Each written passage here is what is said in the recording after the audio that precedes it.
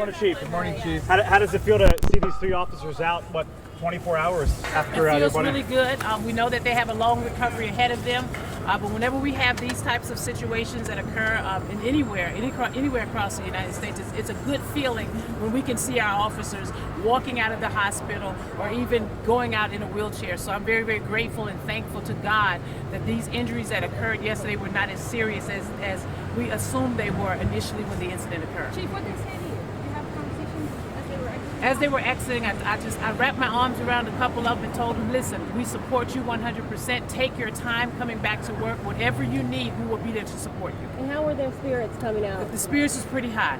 One of them shouted out to me, don't worry, Chief, we'll be right back. So I'm very excited to know that they're excited about doing this work. And as you know, this is not an easy job. We signed up for it. We know what the circumstances and the risks are with regards to law enforcement and being police officers in our communities. But it's a great day when we can see our officers walking out of the hospital in this spirit. Chief, any update on the investigation? It's still under investigation. Will you be in court? Do you think any of the officers will be in court? Without a doubt. Without a doubt. We're gonna do everything we can. I just have to figure out if my schedule can accommodate that, but we certainly want to be there to show support, number one, of our officers, but to see how this is going to play out. What kind of addition? I do not. What kind of additional charges is the suspect looking at other than the original one of animal cruelty? I'm sure they're going to be pending charges with regards to assault on police officers. Chief, any changes moving forward after this recent incident, or what do you tell your department after such a traumatic incident? So what I tell my department is this, and what I'll say to the general public is this: is that we have to have stiffer penalties for firearms, right? With regards to Secure DC, there's a legislation that's in that package that will increase the penalties for individuals who are carrying firearms illegally, using a semi-automatic, and all of these other things that's attached to firearms.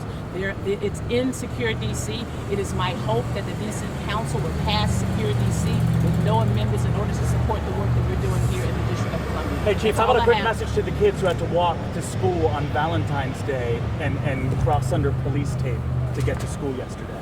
Well, what I will say about our young people, I know most of you have known I'm very, very passionate about our young people. My main concern on yesterday, obviously, was making sure that our young people are safe, especially the young people that are at KIPP, DC Lead Academy. I spent a lot of time yesterday speaking with Austin Superintendent Dr. Christina Grant and also Deputy Mayor Paul Kine with regards to how we were going to ensure that our children were safe and could return home safely. And I think we accomplished that. You guys have a great rest of the day. Thanks, Chief. Thank you.